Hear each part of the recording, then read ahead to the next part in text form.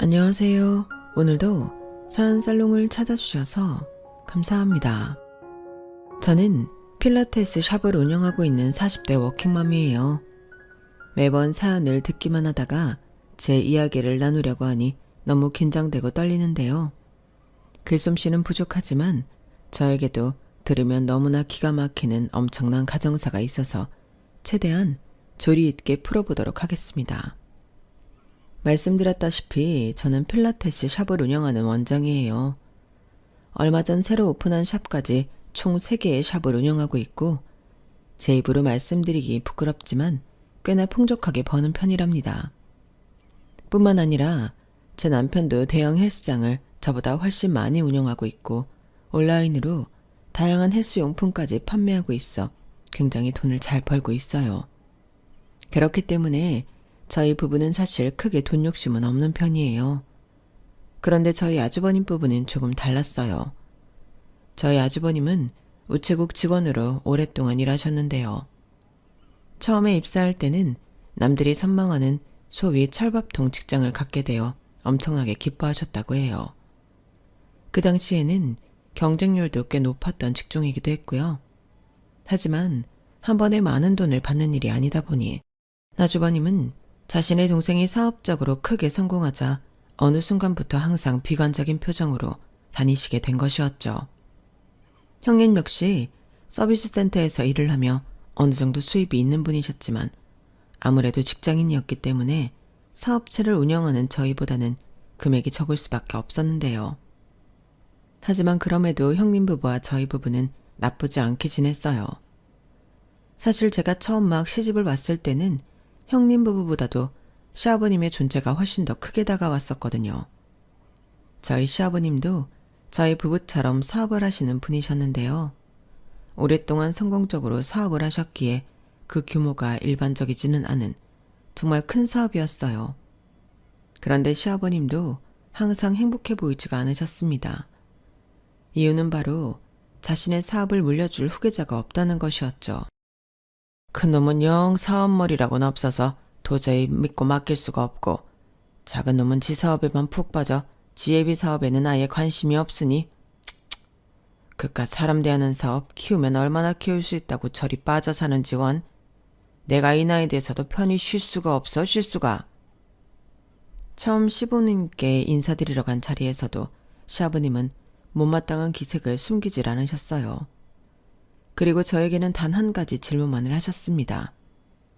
애는 가질 계획이 있나? 요즘 시대는 애를 가지지 않는 부부들도 많고 시부모님들도 며느리 눈치를 보거나 신경을 안 쓰는 경우가 많다고 들었는데 대뜸 이런 질문을 받아 조금 놀라긴 했어요.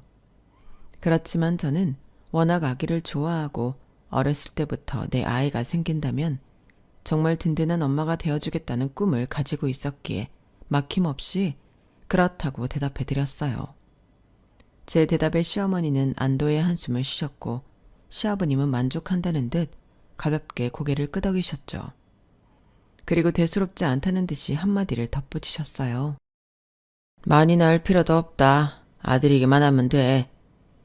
솔직히 그 말을 듣고 잠깐 결혼이 망설여지기도 했었습니다. 오히려 요즘은 딸을 원하는 집안이 점점 늘어나고 있는데 사실 그마저도 바램으로 그치기만 하지. 아들이든 딸이든 귀하게 키우는 추세잖아요. 그런데 초면부터 아들을 낳으라고 하시니까 괜히 이런 집에 시집 갔다가 조선시대 때만큼 엄청난 시집살이만 하는 거 아냐? 하는 생각이 들더군요. 그런 제 마음을 눈치챘는지 남편은 집에 돌아오는 길에 저에게 이렇게 말해주었어요. 아까 아버지가 한 말은 신경 쓰지 마. 우리 형이랑 형수가 아이 소식이 없어서 손주 보고 싶은 마음에 조금 세게 말씀하신 거니까. 나는 아버지 사업 물려받을 생각도 없고 아직 생기지도 않은 아이한테 억지로 사업체를 물려받게 하고 싶지도 않아. 아버지가 너무 심하게 얘기하시면 내가 알아서 중간에서 막아줄 테니까 당신은 걱정할 거 없어. 이렇게 똑부러지게 얘기해주니 걱정이 사그라들더군요. 시댁과의 갈등에서 이렇게 내 편을 들어주는 남자가 생각보다 없다던데 내가 남편 하나는 잘 만났구나 하는 생각도 들었고요. 하지만 결혼을 하고 보니 제 생각보다 시아버님의 집착은 예상보다 엄청났습니다. 물론 저희 남편이 자신이 한 말을 지키지 않는 것은 아니에요. 그렇지만 전체적인 집안의 분위기 자체가 무거우니 아무래도 시댁에 가는 일은 항상 지치고 피곤한 일이 되더라고요. 특히 식사 시간대마다 결혼 3년 차인데도 아직 아이 소식이 없던 형님 부부가 시아버님의 눈치를 보고 시아버님이 그런 형님 부부에게 잔소리를 하며 은근히 저를 압박하시는 눈치가 느껴질 때마다 도저히 밥이 목구멍으로 넘어가질 않았어요. 그나마 시어머님께서 저희 며느리들을 좀 챙겨주셔서 일 시켜야 된다는 명목으로 저희를 빼내주셨어요. 시어머니가 일을 시키는 게 오히려 저희를 위한 것이었다니 웃기죠. 하지만 저희 시댁은 그런 집안이었어요. 시어머님은 저희를 따로 아래층 주방으로 데려가 과일이며 빵이며 입에 물려주셨어요. 우리 먼저 먹고 나서 디저트로 차려가자. 위에서는 영 입안이 까끌하지? 잔소리 듣는 일도 배가 든든해야 참을 힘이 생기는 법이야. 어서 먹어. 그런 시어머니 덕에 형님도 저도 조금이라도 숨통이 트일 수 있었던 것 같아요. 그런 사정을 다 알고 있던 제 남편 역시 시댁에 가는 횟수 자체를 조금씩 줄이고 있었죠. 그래서 점점 저희 부부는 시댁과 분리되고 있었는데요. 결혼을 한 지 1주년이 조금 지났던 때였던 것 같아요. 어느 날 갑자기 저희 부부에게 선물 같은 소식이 찾아오게 된 것이었어요. 제가 그토록 꿈꿔왔던 엄마가 되는 순간이었죠. 저에게 아기 천사가 찾아오게 된 것입니다. 그것도 쌍둥이로요. 저희 부부는 너무나 기뻤고 온 가족에게 이 소식을 알렸어요. 손주 소식을 목이 빠져라 기다리시던 아버님은 당신께서 직접 한달음에 저희 집으로 오셨습니다. 처음으로 저희 집을 방문하신 거였죠. 저는 조만간 찾아뵈려고 했는데 소식을 전해드린 즉시 저희 집으로 오실 줄은 몰랐기에 정말 깜짝 놀랐어요. 시아버님은 저에게 처음으로 엄청난 관심을 쏟으셨는데요. 그래, 몸은 어디 불편한 곳은 없고 몇 주 차라더냐? 아직 아기들 성별은 모르는 거지. 아이가 생겼으니 몸조리에 힘써야 할 것이 아니냐. 일은 점차 줄여나갈 거지. 뭐 필요한 것이 있으면 얘기해 보거라. 네가 이제 홀몸이 아니니 무리해서 움직이지 말고 필요한 게 있으면 말로 하거라. 말로. 일단 며느라가 너 머리 염색한 것부터 어떻게 잘라내야 하는 것 아니냐? 평소에는 제가 갈색으로 염색을 하고 다녔던 터라 임신 사실을 막 알았을 때는 아직 갈색모였거든요. 그런데 시아버님은 진심으로 제 머리를 다 밀어야 하는 것이 아니냐고 하시는 거였어요. 솔직히 무서울 지경이었죠. 저도 물론 제가 이렇게 빨리 임신할 줄 모르고 평소처럼 염색한 것이 신경이 쓰이던 찰나였긴 하지만 그렇다고 누가 삭발할 생각을 합니까? 그런데 시아버님은 계속 제 염색머리가 눈에 밟히는지 제 머리를 보고 저거 다 밀어야 할 텐데 하며 중얼거리시는 거예요. 그런 시아버님을 보고 남편이 저희가 알아서 할게요 아버지. 저희도 안지 얼마 안 됐다니까요. 하면서 집에 바래다 드린다면서 시아버님을 데리고 나갔어요. 그렇게 돌아가신 뒤 한동안 연락이 없으셔서 한숨 돌리나 했는데요. 얼마 뒤 제 아기들의 성별을 확인해 봤더니 귀하게도 남녀 쌍둥이라고 하더라고요. 간절하게 기다리시던 남자 손주 소식을 듣자마자 시아버님은 그때부터 하루가 멀다 하고 저희 집에 돈을 쓰시는 거였어요. 다양하고 비싼 아기 용품부터 해서 산모에게 필요하다는 영양제까지 계속해서 택배가 쌓여갔습니다. 그것만 봤다면 오히려 시아버님께 감사했어야겠죠. 그런데 그뿐만이 아니었어요. 진짜 큰 문제는 제 임신을 축하해주기 위해 가족 전체가 모였을 때였습니다. 평소처럼 밥을 제대로 넘기지 못하는 저를 시어머님이 과일을 좀 깎아오겠다며 데려가려던 순간이었어요. 저도 그런 시어머님의 부름이 무슨 뜻인 줄 알기에 얼른 따라가고 싶었는데요. 시어머님의 말을 듣고 시아버님이 엄청난 호통을 치시는 겁니다. 제정신이야? 지금 우리 손주배 며느리한테 일을 시키겠다고? 큰 며느리 데려가면 되잖아, 큰 며느리. 여자가 돼서 애기 하나 못 가지고 저러고 밥만 먹고 앉아있는데 에휴, 일은 큰 며느리 전부 시켜. 손 부족하면 큰애 데려가서 지 마누라 도우라고 해. 너희는 결혼을 했으면 애를 봐야지. 도대체 여태까지 뭘 하고 있는 거야? 올 때마다 밥만 축내고 말이야. 얼른 네가 내려가서 과일 깎아와. 그러시면서 애꿎은 아주버님을 식탁에서 내쫓으시는 거였어요. 안 그래도 눈치가 보여 조용히 밥만 드시던 아주버님은 엉거주춤 자리에서 일어나시고 형님은 이러지도 저러지도 못한 채 얼굴이 새빨개지셨죠. 보다 못한 남편이 한 소리 했어요. 아버지가 지금처럼 분위기 불편하게 만드시는 게 사모한테도 안 좋아요. 요즘 같은 시대에 여자라고 애를 무조건 가져야 된다는 얘기를 어떻게 그렇게 당당하게 말씀하세요? 제가 형수랑 와이프 보기 창피해서 진짜 못 살겠어요. 그리고 저희 집에 계속 택배 보내시는 것도 그만하세요. 보내주신 돈도 다시 아버지 통장으로 보내드렸으니까 다신 보내지 마시고요. 저희가 돈 1,000만 원이 없어 보여요? 저희도 저희 아기한테 필요한 물품 충분히 살 만큼 경제력이 있으니까 아직 태어나지도 않은 손주가 벌써 아버지 소유물인 것처럼 좀 굴지 마시라고요. 뭐 이 자식아? 이게 지혜비한테 버르장머리 없이 누가 너 좋으라고 보냈어? 어? 내 손주한테 보낸 거야 이놈아. 너야말로 네가 뭔데 내 손주한테 내가 돈 좀 쓰겠다는데 중간에서 맞고 난리야. 너야말로 아직 태어나지도 않은 손주 앞길을 벌써 막고 있는 것 아니냐? 니네 그 알량한 가게들 몇 개 가지고 우리 손주 부족함 없이 키울 수 있을 줄 알아? 아버지는 뭐 저희 형제 부족함 없이 키우셨는 줄 아세요? 아버지가 사업하신다고 집에 들어오지도 않고 가족은 안중에도 없으실 동안 엄마가 혼자 독박 육아하는 거 보고 자라는 게 아버지가 말하는 부족함 없이 애 키우는 거예요? 이 자식이? 시아버님이 남편에게 들고 있던 수저를 집어 던지시며 엄청나게 분노하셨죠. 손에 들고 계신 게 수저였기에 망정이지 뭘 들고 있으셨더라도 집어 던지셨을 거예요. 남편은 시아버님의 분노는 본체도 안 하고 그 자리에서 저를 데리고 나와버렸습니다. 집으로 오는 내내 남편은 저에게 이런 꼴을 보여 미안하다며 사과했지만 저는 그런 상황에서 저를 보호해준 남편에게 너무나 고마울 따름이었죠. 남편은 그날 이후로 저를 시댁에 데려가지 않았어요. 시어머니는 역시 그러라고 하셨고요. 그날 시댁에서 급하게 돌아오고 나서 며칠 뒤 시어머님께서 제게 전화를 주셨는데요. 아가 미안하다. 내가 생각 없이 습관처럼 말을 내뱉는다는 게 내가 순간적으로 한 말 실수 때문에 일이 이렇게까지 커질 줄은 몰랐어. 정말 미안하다가 아가. 그날 이후로 몸에 무리가 가거나 하는 건 없지? 평생 고운 말 따위 안 하던 양반이라 네 시애비 딴에는 챙겨준다는 게 오히려 불편했을 거야. 당분간 시댁에 오지 말고 집에서 맘 편하게 몸조리 힘쓰려무나. 아니에요 어머님. 어머님이 저 챙겨주시라고 하신 말씀인 거 저 다 아는걸요. 그리고 어머님 말씀 때문이 아니라 언제든 터질 만한 문제였어요. 안 그래도 저희 남편이 계속 불편한 티를 내고 있었으니까요. 그리고 저는 아버님 마음도 잘 알아요. 아무래도 첫 손주라 그러신 것 같은데 곧 형님네 아이도 생기고 하면 괜찮아지실 거예요. 전 괜찮으니 어머님도 너무 자책하지 마세요.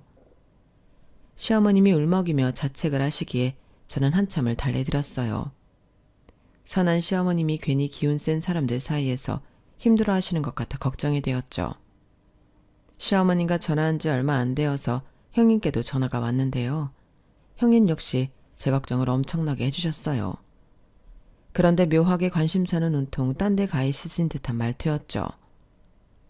아우 동서 고생 많았어. 괜히 몸도 무거운데 오며 가며 눈치 보느라 얼마나 힘들었어 그래. 아니에요. 형님이 더 고생이셨죠. 아버님 말씀 너무 신경 쓰지 마세요. 마음은 그렇지 않으셨을 텐데 너무 신경이 곤두서신 탓에 없는 말도 나오셨을 거예요. 나는 괜찮아. 아버님 저러시는 거 한두 번도 아닌데 뭐. 그런데 동서, 정말 아버님이 1,000만 원을 주셨어? 남편 말로는 그렇다고 하더라고요. 저한테 보내지진 않고 남편 계좌로 보내셔서 저는 그냥 그런가 보다 했는데 애기용품이나 이런 것도 엄청 보내주시고 분명 엄청 좋은 브랜드로 보내주셨을 건데 어디 브랜드야?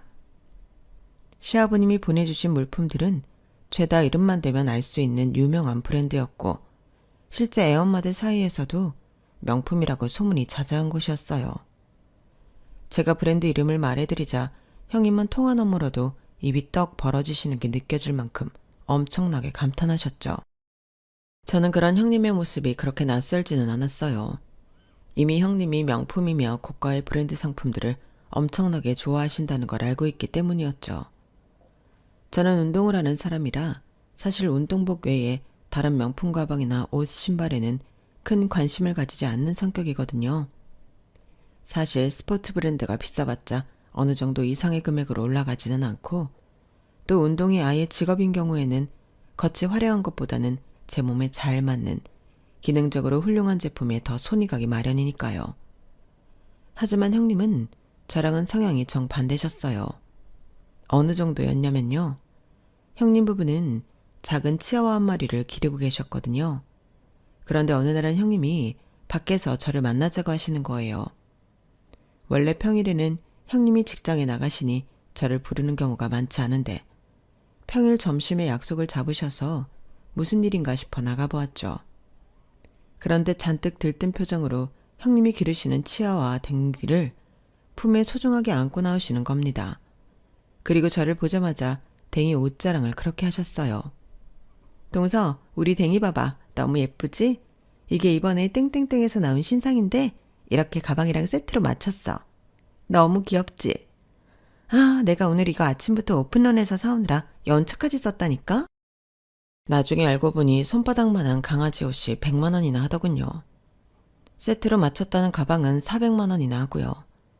그걸 아침 일찍부터 가서 줄 서서 사왔다고 자랑하시는데 사실 저는 이해가 잘 안 가기는 했어요. 하지만 누구나 소중하게 생각하는 게 다를 수는 있으니까 저는 너무 예쁘다고 칭찬하며 최대한 형님께 맞춰드렸죠. 뿐만이 아니라 형님은 언제든 명품 옷이나 가방, 구두 등을 구매하면 저희 부부를 초대해 식사를 했어요. 형님 부부가 저희를 초대하면 저희는 어련히 이번에도 뭔가 장만했구나 짐작하고 가자마자 어머, 이건 뭐예요? 하고 먼저 알아보려고 노력하기도 했는데요. 만약 저희가 잘 못 알아챈다면 형님은 은근히 힌트를 던져주시기도 했어요. 근데 동서는 시계 같은 건 잘 안 차나 보네? 아, 수업이 있으면 핸드폰 들고 들어가긴 그래서 급한 연락만 받으려고 스마트워치 차기는 하는데요.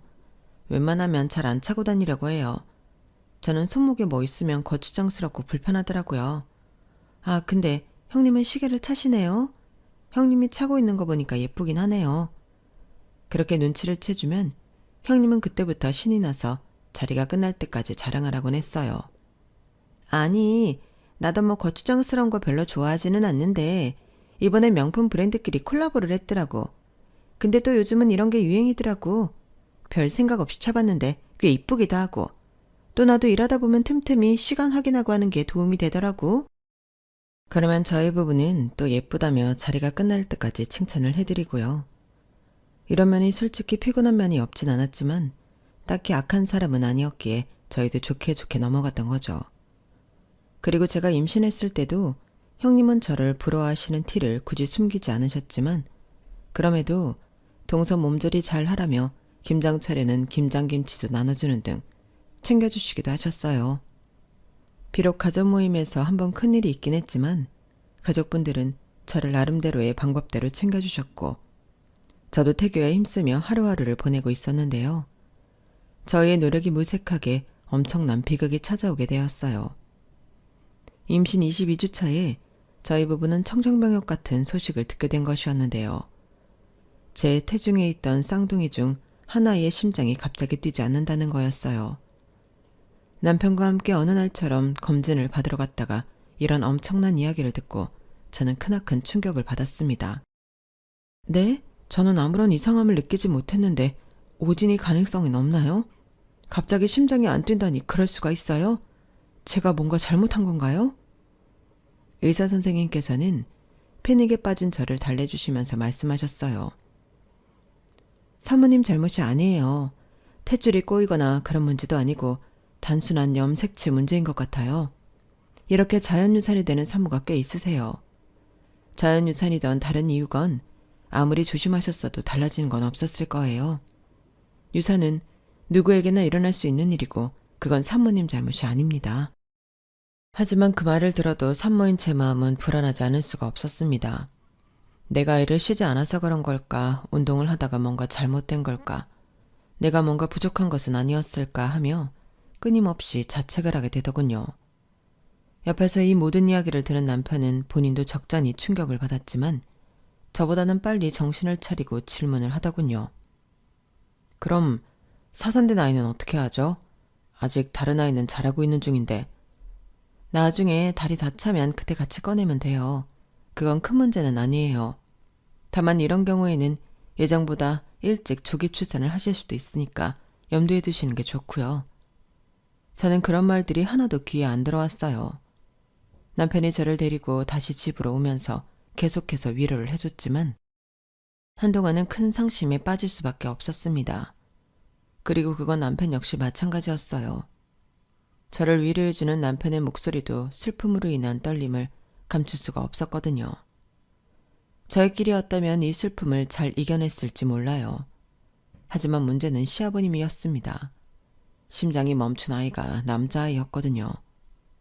시아버님은 이 소식을 듣자마자 대번에 저희 집으로 찾아오셨어요. 남편은 저를 방 안에 있으라 하고 혼자 현관으로 나가 시아버님을 마주했는데 둘이 싸우는 소리가 안방까지 들려왔죠. 몸을 어떻게 관리했기에 이런 사달을 내 사달을. 너희가 알아서 잘하겠다고 밥상머리에서 나갈 때는 언제고. 뭐? 유산? 유산이라니. 니네가 그러고도 부모야? 애가 세상에 나오기도 전에 이 모양인데 이래가지고 애 잘 키울 수 있겠어? 어? 결국 딸아이를 출산하겠다는 거 아니야? 딸이든 아들이든 뭐가 중요해요. 아버지는 저희가 이런 일을 겪었는데도 와서 그딴 소리 하고 싶으세요? 의사가 산모 잘못이 하나도 없다는데 아버님가 뭔데 오셔서 소란을 피우세요? 남은 아이마저 잘못되면 아버지가 책임지실 거예요? 책임지실 거냐고요? 며느라기는 뭐하느라 안 나와? 시애비가 왔는데 당장 나오라 그래. 제가 나오지 말라 그랬어요.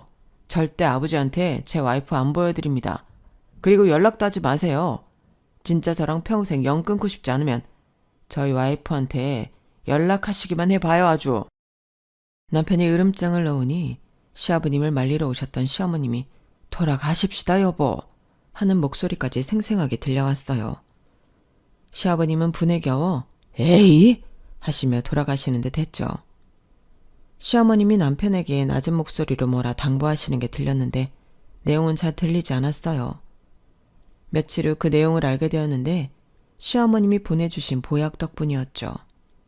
혹시라도 유산을 한 게 제 몸에 무리가 가는 거 아니냐고 보약을 지어 보내주신 거였어요. 저는 그 약을 받고 얼마나 울었는지 모릅니다. 결국 저는 29주 차에 딸아이를 조기 출산했답니다. 처음엔 아이가 어찌나 작고 약한지 저희 부부가 얼마나 기도를 많이 했는지 몰라요. 제발 남은 딸아이마저 데려가지 말아달라고요. 저희의 간절한 기도가 통했는지 아이는 건강하게 자라주었고 100일이 지날 때는 조금 체구가 작기는 하지만 다른 건강한 아이처럼 통통하고 혈색이 예쁜 아이가 되었답니다. 시간이 빠르게 흘러 어느새 아이는 어린이집에도 갈 수 있는 나이가 되었어요. 그동안 남편은 저와 딸아이를 절대 시댁에 데려가지 않았어요. 시어머니만 가끔 오셔서 딸애를 엄청나게 귀여워해 주시고 가셨죠. 그래서 저희는 돌잔치도 굉장히 간소하게 치렀답니다. 시아버님은 시아버님대로 고집을 꺾지 않으시고 한 번도 제게 연락하시거나 저희 집으로 딸아이를 보러 찾아오지 않으셨어요. 저희 남편과 시아버님이 서로 팽팽하게 신경전을 하는 동안 갑자기 태세가 바뀐 사람이 있었으니 바로 아주버님이셨습니다. 가끔 혼자서만 가족 모임에 다녀온 남편의 말로는 아주버님이 살살 눈치를 보면서 은근히 이간질을 하더라는 것이었어요. 가령 이런 식으로요. 재수 씨는 아무래도 둘째 같게는 몸이 많이 부담되지 않나? 유산이 그게 여자 몸에 별로 좋지가 않대. 아마 한 번 더 임신하는 것 자체가 어려울 수도 있어. 네가 잘해드려 임마. 그러면서 자기네 부부는 시험관을 통해 임신을 시도하고 있다고 하시더니 얼마 후 정말로 임신 소식을 알려오는 것이었습니다. 결혼 후 6년 만에 생긴 아이라 아주버님 부부는 엄청나게 기뻐하셨고 시부모님 역시 크게 축하를 해주셨다고 했어요. 그런데 더욱 놀라운 사실은 형님이 임신 17주 차였다는 것이었죠. 형님 부부는 아이의 성별을 먼저 확인하고 서프라이즈로 말씀드리고 싶었다면서 뒤늦게 소식을 알린 것이라 했어요. 임신은 초기가 힘든데 17주차까지 비밀로 했다니 정말 대단하다는 생각이 들었는데요. 저는 남편을 통해 소식을 듣자마자 형님께 연락드려 너무 축하한다고 말씀드렸어요. 형님, 너무 축하드려요. 어떻게 그렇게 감쪽같이 숨기셨어요? 너무 놀랐어요. 몸조리 잘하시고 다음에 한번 찾아뵐게요. 형님 뭐 드시고 싶은 거 없으세요? 아니야. 나는 이제야 입덧이 시작하는지 사실 더 이상 숨길 수가 없어서 말씀을 드린 거거든. 요즘 먹고 싶은 것도 없고 몸이 너무 힘들어. 그래서 말인데 웬만하면 우리 집에 안 찾아와 주면 안 될까? 축하해주고 싶은 마음은 알겠는데 우리는 6년 만에 겨우 가진 아이라 최대한 조심하고 싶어서 그래. 나중에 출산하고 나면 그때 찾아와줘. 형님의 그런 마음이 이해가 된 저는 알겠다고 하고 웬만하면 찾아가지 않고 연락만 드렸어요. 형님은 유난히 몸이 약하셨던 건지 출산까지 밖에 나오시는 일이 거의 없었고 시댁에서도 찾아가지 않았다더군요. 그러면서 계속해서 시아버님과 연락만 많이 하셨다고 했어요. 시아버님 역시 제가 임신했을 때처럼 엄청난 물량 지원을 아끼지 않으셨고 형님이 달라고 하는 건 뭐든지 다 해주셨다고 하더라고요. 시간이 흘러 형님은 무사히 출산을 하셨고 저희는 이제야 형님을 오랜만에 뵙고 축하를 드릴 수 있겠구나 싶었죠. 시어머님도 내심 손주를 보실 생각에 들떠하시는 것 같았어요. 그런데 출산 직후에도 형님네 부부는 가족을 만나지 않았어요. 형님도 아이도 너무 약해서 혹시라도 외부인을 만나면 탈이 날지도 모른다면서요. 결국 저희 가족들은 형님 부부가 100일 잔치를 하신다고 했을 때야 찾아갈 수 있었답니다. 저는 몇 년 만에 시아버님을 뵙는 자리였는데 시아버님은 저와 제 딸은 안중에도 없으시고 조카만 보러 가셨어요.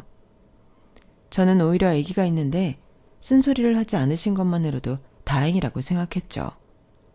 갑 100일 된 조카를 보는데 아기가 얼마나 이쁘던지 시부모님 입이 귀에 걸리시더군요.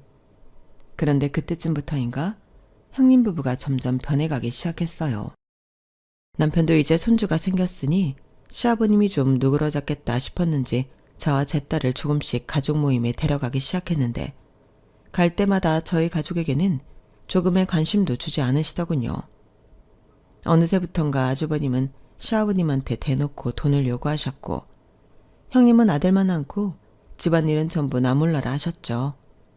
덕분에 시댁에 갈 때마다 시어머님을 도와서 요리하고 설거지하는 등의 일은 전부 더 혼자 도맡아 하게 되었어요.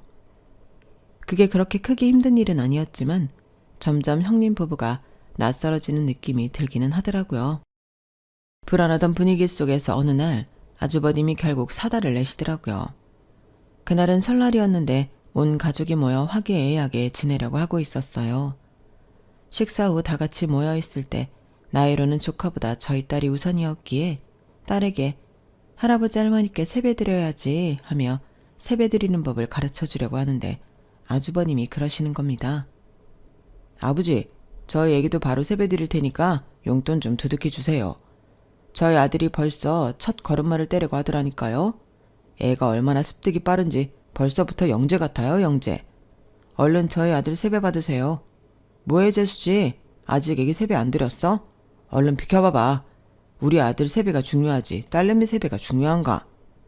그 말에 남편이 발끈해서 아주버님께 말했죠.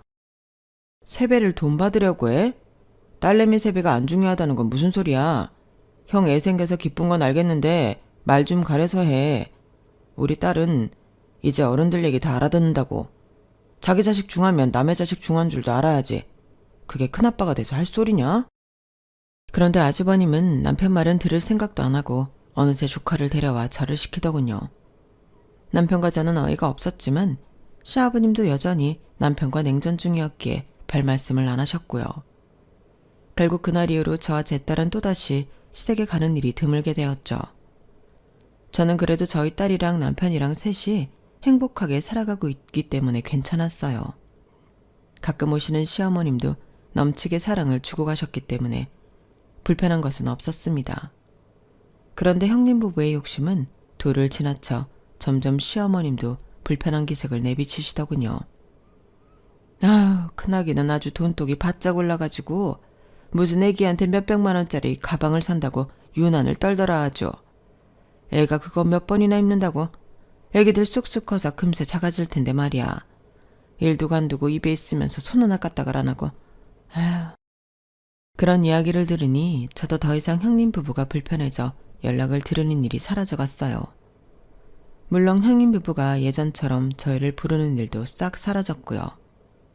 그렇게 형님 부부와 점점 남보다도 못한 사이가 되어가고 있을 때였습니다. 저희 가족에게는 또 한 번의 큰 시련이 닥치게 되었어요. 시아버님이 운전을 하시다가 그만 큰 사고가 나셨다는 겁니다. 그날은 비가 많이 오는 날이었는데 고속도로에서 미끄러진 차량 때문에 삼중 추돌 사고가 크게 나버린 것이었죠. 시아버님은 갑자기 급커브를 틀며 미끄러지는 차량을 피하지 못하시고 그대로 사고를 당한 것이었는데요. 시아버님 연세도 있으시고 사고도 꽤나 컸기 때문에 소식을 듣자마자 저희 부부는 즉시 병원으로 달려갔어요. 의사 말로는 흉부에 박힌 유리가 너무 깊게 박혀 곧바로 수술을 해야 한다고 하더군요. 자칫 잘못해서 유리 조각이 더 깊게 들어가면 사망하실 수도 있다면서요.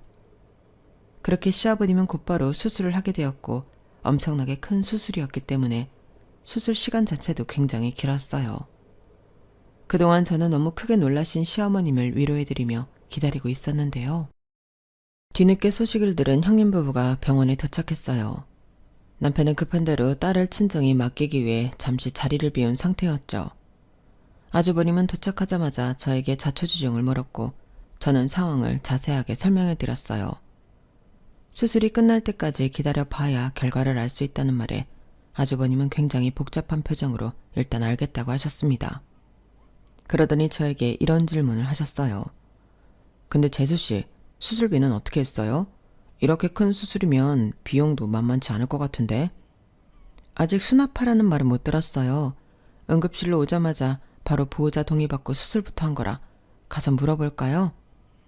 수술비는 재수씨네가 일단 내는 거죠? 저희의 수중에 그런 큰 돈도 없고 돈 잘 버는 재수씨네가 일단 내줘요. 나중에 저희도 형편이 좀 나아지면 도울게요. 항상 명품을 살 때마다 자랑하던 형님 부부를 오래 봐서 저도 누이 뜨인 걸까요? 저는 그 순간 아주버님과 형님이 머리끝부터 발끝까지 명품으로 치장하고 있다는 게 눈에 들어오더군요. 저에게는 돈이 없다면서 본인들의 몸은 휘황찬란하게 명품으로 휘감고 있다는 게 기가 찼어요. 그리고 불안과 두려움에 떨고 계시는 시어머님께는 단 한 번도 눈길도 안 주면서 시아버님 수술 내용도 듣는 둥 마는 둥하고 물어본 첫마디가 수술비라뇨. 돈 좋아하고 명품 좋아하는 분들이란 건 진작에 알고 있었지만 넌덜머리가 나더라고요. 저랑 같은 생각이셨는지 시어머님이 처음으로 큰 소리를 내셨어요. 야, 이 몰상식한 것들아. 너희는 지금 니네 아버지가 죽게 생겼는데 이 와중에 돈 걱정부터 앞서더냐? 아무리 돈에 눈이 멀어도 그렇지 사람 새끼로 태어나서 자기 부모가 생사를 오가는데도 눈 하나 깜짝을 안 해? 병원비든 수술비는 내 돈으로 낼 거다. 됐냐? 이것들이 아들 하나 낳았다고 오냐오냐 해주니까 기어이 선을 넘는구나 이거사. 네 아버지가 죽게 생겼다고? 그러자 옆에서 듣고 있던 형님이 이러시는 겁니다. 아니 어머님 말씀을 왜 그렇게 하세요? 저희도 소식 듣자마자 걱정돼서 달려온 거예요. 그리고 저희가 돈 없는 건 모두가 알고 있는 사실인데 없는 사람이야 당연히 돈이 가장 큰 걱정 아니에요? 우리가 뭐 동서한테 수술비 내라고 협박했어요? 일단 좀 부탁하는 거잖아요. 눈 하나 깜짝 안 하고 도리어 말대꾸를 하는 형님을 보니 대화가 안 되겠다 싶었습니다. 저는 시어머님을 진정시키고 제가 병원비 내겠다고 지금 내러 가겠다고 하고 정말로 그 자리에서 수술비를 결제하러 다녀왔어요. 돌아오니 마침 수술을 다행히도 잘 마쳤다는 의사 선생님의 말씀을 들을 수 있었고 저희 가족의 싸움은 흐지부지 되었어요. 의사 선생님의 말에 다행이라며 그 자리에서 다리가 풀려 주저앉으시는 시어머님을 데리고 병실로 모셨죠. 시아버님은 중환자실에서 한동안 의식을 차리지 못하고 계셨습니다. 저는 시어머님을 모시고 집과 병원을 왔다 갔다 하며 간병에 힘썼어요. 시아버님은 일주일이 다 되어가도록 의식을 못 차리시고 계셨는데요. 하루는 시어머님을 또 모시고 병실로 들어서는데 시아버님 침대 앞에서 형님 부부가 속닥거리는 모습을 봤어요. 이른 시간이라 병실 안이 조용했기 때문에 둘의 대화는 전부 들릴 수밖에 없었죠. 아버님 왜 안 깨어나시지? 곧 정신을 차릴 거라고 하더니만. 수술이 잘 됐다고 하니까 기다려봐야지 뭐. 진짜 돌아가시는 줄 알고 깜짝 놀랐네 정말. 돌아가셨으면 유산은 전부 우리가 받는 거 아니야? 그럼 더 좋은 거 아닌가? 아니야. 그러면 남은 가족들이 나눠 갖게 되잖아. 살아생전에 잘 말씀드려서 재산 증여를 받는 게 더 나아. 우린 아들이 있으니까 잘 말씀드리면 해주실 거야. 그렇다면 다행이네. 수술비랑 입원비 전부 동선에게 해주는 거 맞지? 수술비는 이미 다 결제했더라고. 아, 다행이다. 이번에 샤넬에서 신상백이 나와서 돈 모아뒀는데 하마터면 날릴 뻔했잖아. 동서가 사람이 참 맹하고 착해서 다행이야. 두 사람의 충격적인 대화를 들으니 저도 분노할 수밖에 없더군요. 그런데 저보다 시어머님이 더 빨랐어요. 이것들이 뭐가 어쩌고 저째? 지금 아버지 병상에서 그게 할 소리야? 이 금수만트 못한 것들 같으니라고. 아버지가 돌아가셨으면 더 좋았을 거라니. 니네가 그러고도 인간이냐? 인간이야? 내가 니들한테 재산이 돌아가도록 내버려 둘 것 같아? 그러자 아주버님이 어머님을 진정시키기 시작했는데요. 깜짝이야. 엄마, 진정해요. 엄마가 오해한 거야. 우리가 그런 뜻으로 얘기한 게 아니야. 그리고 아버지 누워 계시는데 목소리 좀 낮춰, 엄마. 누가 들으면 오해하겠다. 아버지가 우리 아들 예뻐하는 건 엄마도 알고 있으면서 왜 그래? 워낙 손주를 예뻐하시니까 하는 소리지. 왜 그렇게 예민하게 반응하고 그래? 끝까지 자기네 아들을 팔면서 얘기하는 꼴이 이젠 가증스럽기까지 했어요. 그런데 시어머니는 그 순간 가방에서 서류 하나를 꺼내 형님 부부에게 던지셨습니다. 그리고는 다시 한번 호통을 치셨는데 너무나 충격적인 이야기가 아닐 수 없었어요. 누구 아들? 그 애가 누구 아들인데 네 아빠가 이뻐해? 아주 임신했다고 유난을 떨어대더니만 어디서 애를 입양해 와서는 친자식 행세를 하려 해? 그걸 가지고 네 부모를 끝까지 속일 셈이었더냐? 내가 진즉에 이상하다고 생각은 들었다만 어디 이런 천일공노할 짓을 벌일 줄이야. 언제까지 손바닥으로 하늘을 가리려고 했어? 시어머님이 던지신 서류는 바로 입양 서류였습니다. 형님 부부는 그동안 온 가족을 감쪽같이 속이고는 아들을 낳은 척 해왔던 거였어요. 그렇게 가족들에게 사기를 치면서까지 아들을 가지려고 했다는 게 소름이 돋더군요. 단지 자기들 욕심을 위해서요. 시어머님이 던진 입양 서류를 보자마자 형님 부부는 그 자리에서 사색이 되어 빌기 시작했어요. 어머님, 저희가 사기를 친 게 아니라 아버님 기쁘게 해드리려고 한 거예요. 아버님이 아들 손주를 그렇게 갖고 싶어 하셨잖아요. 저희는 아버님 선물이라고 생각하고 입양한 거예요. 정말 나쁜 의도는 하나도 없었어요. 제발 믿어주세요. 저희가 아기를 가지고 그런 게 아니에요. 한 번만 눈 감아주세요, 어머님. 딱 한 번만요. 맞아, 엄마.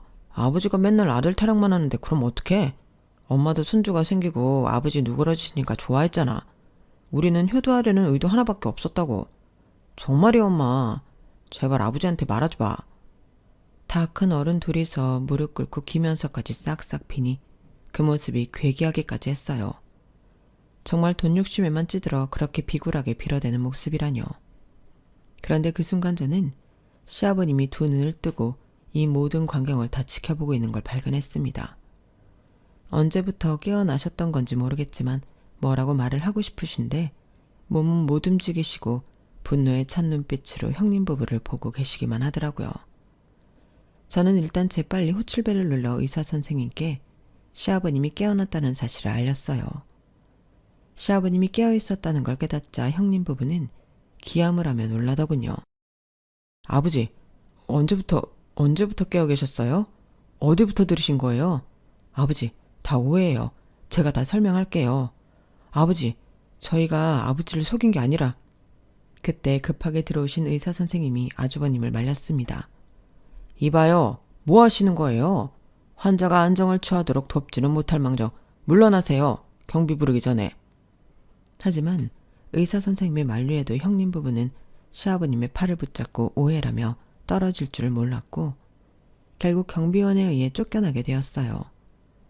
뒤늦게 이 모든 이야기를 들은 남편은 불처럼 화를 냈고 그때부터 모든 일을 제쳐두고 시아버님이 태어나시기 전까지 병실 앞을 지켰죠.